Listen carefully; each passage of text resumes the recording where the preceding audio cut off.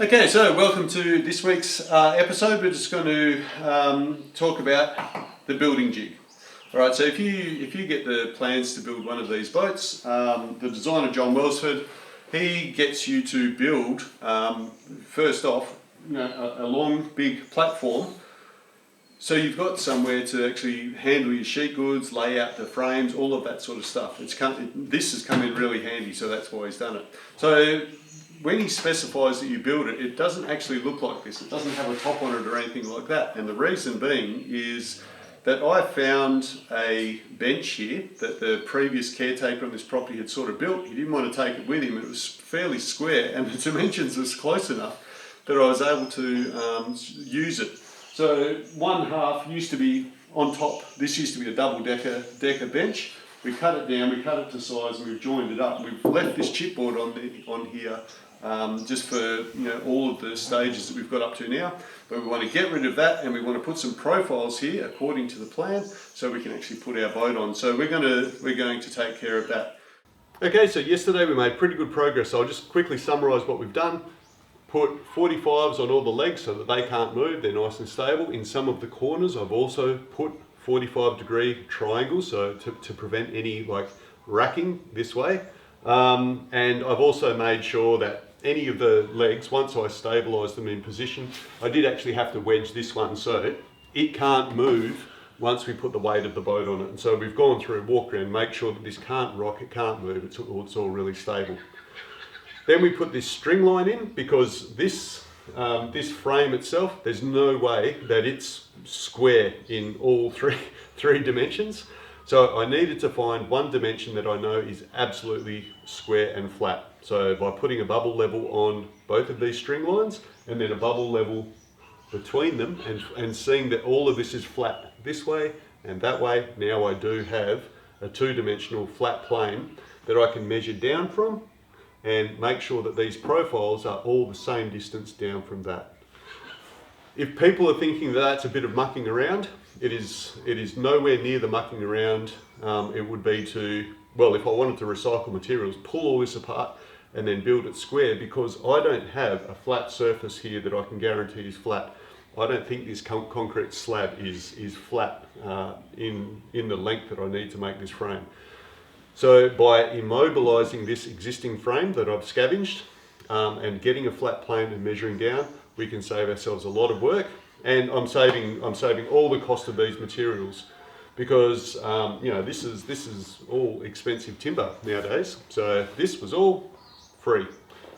The string line did cost me $11 though, so we'll see how it goes.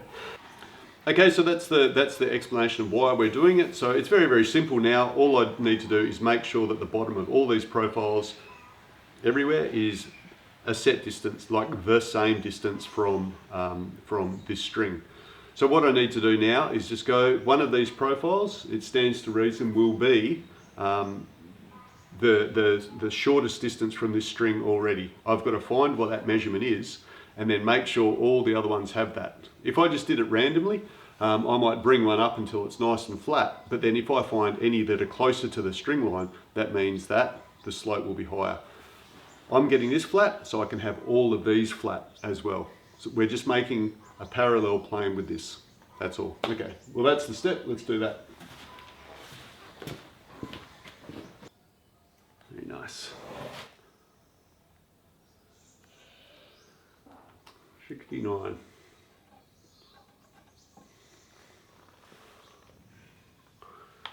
I've always liked to use verniers for doing measurements. I find them very, very easy to read, particularly in when there's low light, and that's something that I have faced in the past when I was a professional person working as a ship's engineer.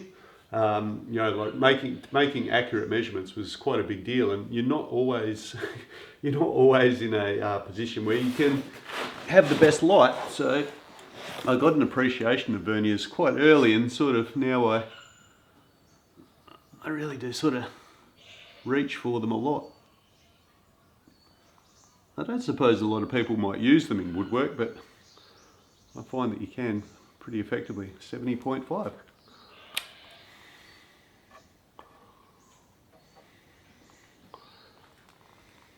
So we've got about halfway, and we can already see that there's quite a few differences in height from our datum. We've got 70.5, 69, 70.5, 73 and 74. So whether there's little humps in the pine, it's not exactly dressed. You know, there'll be racking. This isn't exactly level. The concrete floor is not exactly level.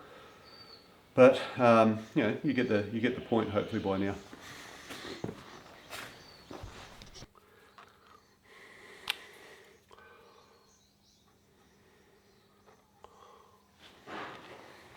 Okay, so that didn't take very long. I've measured all of those and I can see that this one here, 69 millimeters, that's the closest any of these profiles, excuse me, get to this string.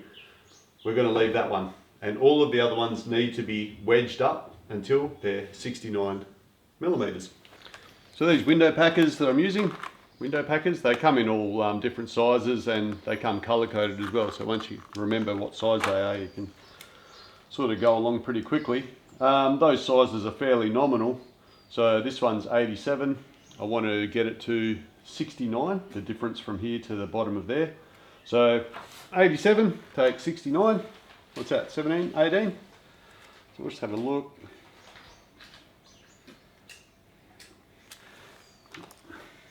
I find it pretty easy just to sort of go along and just add the packers in as I go, and just make sure that I'm measuring with my verniers. And the reason being is I made my initial measurements with the verniers. So if you use the same measuring instrument all the way through one particular job, usually you can sort of get things right.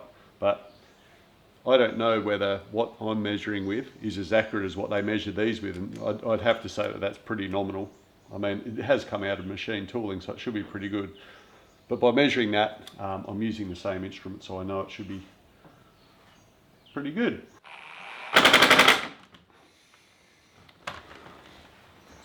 Okay, we'll do a quick and dirty check before I move on. Dead level. And that's what we want to see. So each one that I've gone along has been dead level with the previous one, so that's always a good sign. If this was out, then it's back to the drawing board, start again. And another quick and dirty check, I guess. These bits of pine are not, you know, like, they're not machinery straight, but they're good enough to tell me that, well, that's level, so that's great as well. Level this way, level that way. We're getting there. So I'm just gonna clamp these instead of screw them, and the reason being is we're going to attach these bits of sheet onto them, but I don't want them, if I screwed these down now, that would mean that all of my screwing would now be like that, ergonomically really bad. So I'm just going to clamp them, make sure everything's right, and then we'll just put a couple of locating screws in, then we can take it away, we can undo the clamps and go through and screw them on nice and securely. It's purely an ergonomic thing is the reason I'm doing it this way. And let me oh, it's starting to work. I got these clamps, and in some directions, like I like to be able to spin a clamp to adjust it one-handed. If you're in the shops and you're buying some, make sure you can do that easily, because the other one doesn't, and it really annoys me having to use two hands with these G clamps. If you've never seen that that's possible, it is.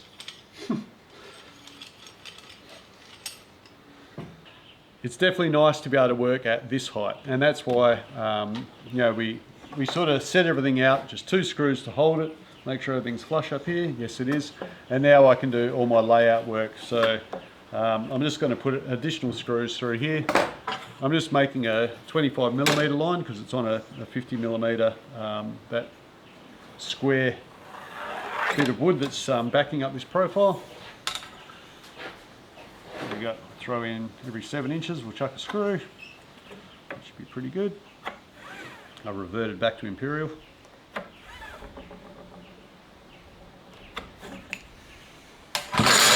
And that should be plenty of screws to hold this rigid.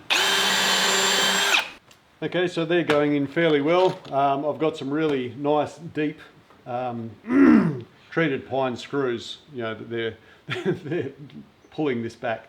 So we've got the shims here. I actually installed them the other way around before, but I found that I did want to have them, the butt end here for the chipboard to rest on.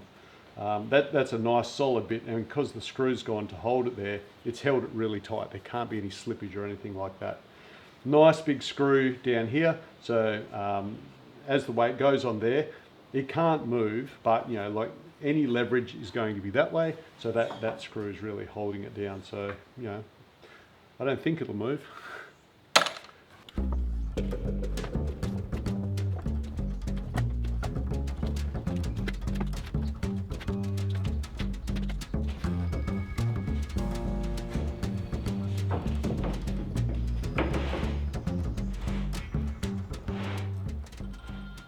Okay, so that's really great. I can probably sit down on this now. That's really good, and I just had a quick look, and just by plonking the ply down there without any downward force, the natural curve of the ply just touches all of these profiles in a beautiful curve.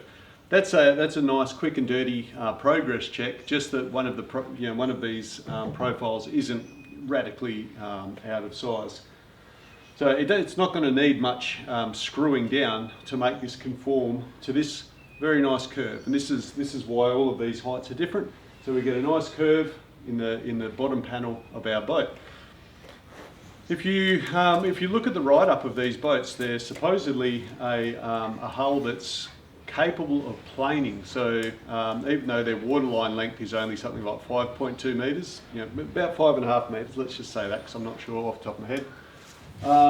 Even though you've only got that short waterline length, because this is designed with as a semi-planing hull, it's supposed to actually reach some very respectable speeds for a small boat. And looking at this, I'm sort of getting excited by it. This feels like a bit of a progress milestone. I'm not just making jigsaw puzzle pieces now. I've actually got a boat-shaped thing here. It's given me a real good indication now of size, particularly if I get this spine and bow piece, pop that on there. Is that going to be there? It's quite easy to see now that we're going to end up with a fair old sea-going dory. So I'm kind of excited now. When I get the last plank on the hull, then you'll probably, you'll definitely see me taking a big shot of whiskey, I'll tell you right now. All right, this is great. This is fun. This is a lot of fun.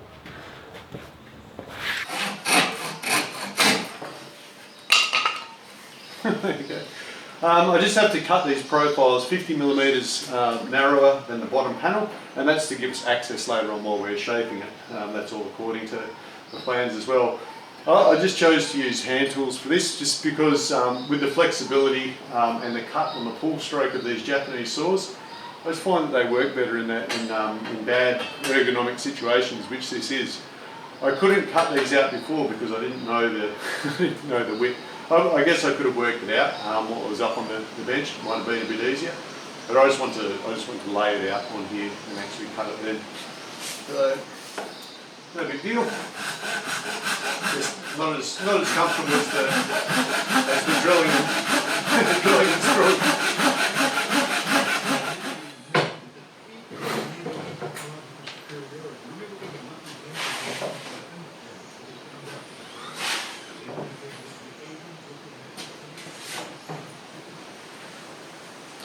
Well, that's fantastic. All of these thwartship lines that I've drawn in before to lay up these coordinates, when I put a level on them, the bubble is bam in the middle. So that means that, like if it had been up that end and the bubble had been up that end and vice versa, that would mean trouble. But no, the bubble is level all the way through. So I don't have a twisted boat, which is very, very reassuring. The other thing I've noticed is now I've put all these screws, and I predicted, it sort of would be like that. This is a very strong structure now, like everything's bonded together. This is a great base to build the boat, and I think this is it's quite a clever way to do it. So I'm sure it's quite old, but I'm impressed by just how sturdy this is.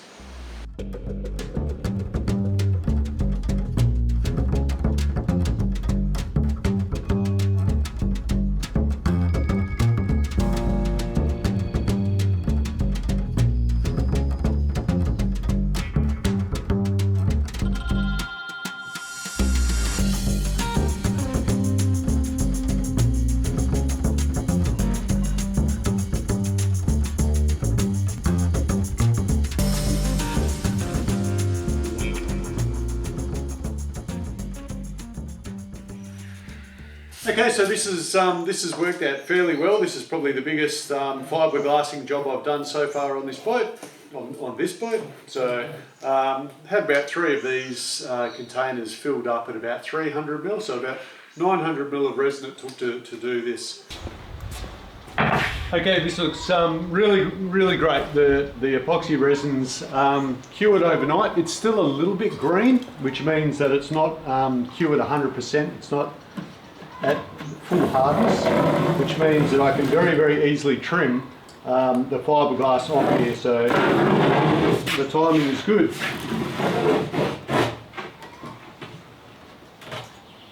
There we are. I'll get to that when I'm not talking to you. So it's not tacky at all or anything like that. It's just still not quite as hard as it could be. If you've been paying attention, you might be like, oh, hang on, he screwed that bit of wood down to the frame and then he fiberglassed over the screws. It's not a problem. So before I did that, I actually laid a little bit of masking tape over all of the screws and cut them to a small size, just so that they weren't too big. So now, while this fiberglass is still green, while it's still a little bit soft, is a very good time for me just to just cut in there and expose those screws, because like by tomorrow, this fiberglass will be quite hard and will be that much harder to do. So uncovering these screw heads is very easy. Just cutting on the edge of the tape and removing the little square. And that's why I did actually trim these bits of tape down to size, so I don't have this massive injury in my fiberglass. If you get it right on the edge of the tape, it comes off as easy as tape comes off plywood, because none of the resin's got past the masking tape. So I've exposed the screws, I've cut the back, now I just trim the front. What you can see here is, particularly when epoxy's still green, it hasn't gone hard yet, it actually cuts. It's easier to cut this stuff than if I was trying to cut the resin, the fiberglass with no resin at all. It just pulls apart and everything like that. Once you've got a little bit of epoxy on there, just at that green stage, not at the hard stage, very easy to trim. And that's what I have learnt when I've looked at people that work with epoxy and fiberglassing very successfully. They know when to work fiberglass and resin. There's different stages where things are easy to do. In those earlier videos we looked at when you can polish epoxy, save yourself some sanding. But I've also noticed that people that are very good, better than I am at working with this stuff, they just understand their material and they understand the timing of when the jobs are best done. At the moment, trimming this fiberglass off is very easy to get it nice and close, just with a Stanley knife, which is a pretty no frills kind of tool. Getting a good result, getting it nice and close to this ply. There'll be very little sanding, and that means very little itching. So I'll just keep doing this and then we'll have a look at the finished result.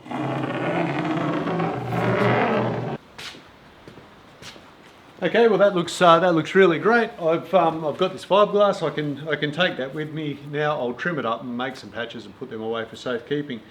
The edges themselves they could do with just a very slight sand, but I don't have to give them much attention because later on the planks of the actual boat will be going against here. Then they'll be filled up with a fillet, so they don't need to be aesthetically improved in any sort of way. All my screw holes are exposed, so I'm pretty much ready to start putting components on here now and building up the boat. So I think that'll be for the next episode. We got to this stage, it feels great. So thank you for joining me for all these steps along the way. I've noticed there has been some new subscribers join in. If you would like, all of our videos on our channel are arranged into playlists, so you can go over to our channel, you can see all of the boat building videos up to this point. You can have a look at our experiments as sort of getting some self-sufficiency or our steps towards that on the block of land that we're caretaking here. You can also go back and see 200 videos of us sailing around really remote parts of Australia, lots of diving, fishing, stuff like that. So all of that is there, so if you're a new viewer, welcome. But there's hours and hours of video and quite different stuff there as well. For everyone that shows up every week, like I tell you every week, thank you very much. We appreciate that you keep using your precious time to spend with us.